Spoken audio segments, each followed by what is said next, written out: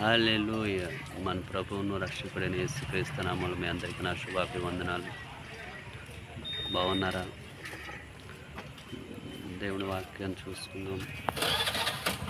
మన పరిశుద్ధ గ్రంథంలో ఒక వాక్యము ఎలా సెలవిస్తుంది ఏంటంటే, నాకు మొరపెట్టము నేను నీకు ఉత్తరం ఇస్తానని దేవుడు లేఖనం సెలవిస్తున్నట్టుగా, దేవుడికి మనం ఎప్పుడైతే మనం మొరపెడతామో దేవుడు మన విన్నపములు ఆలకించి, దేవుడు మనకి ప్రతి ఒక్క అవసరతను దేవుడు మనకు తీర్చి, ఆయన సమృద్ధి యొక్క మార్గములో దేవుడు మనం నడిపిస్తాడు.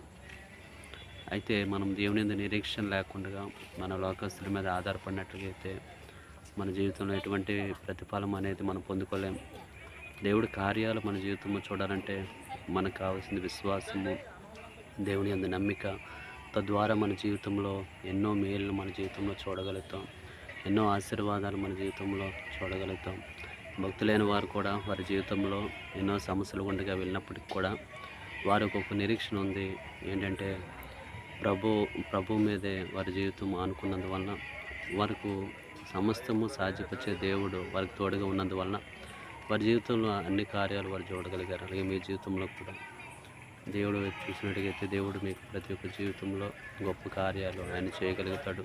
శక్తివంతమైన కార్యాలు మీ జీవితంలో చేసి ఆయన మహింపరుచుకుంటాడు. అయితే మనము ఆయన యందు విశ్వాసం నిలిపితే దేవునికి అసాధ్యమైనది ఏది లేదు. సమస్తం ఆయన సాధ్యపరిచే దేవుడు. కొద్ది మాటలు దేవుడు దీవించును గాక. ఆమేన్.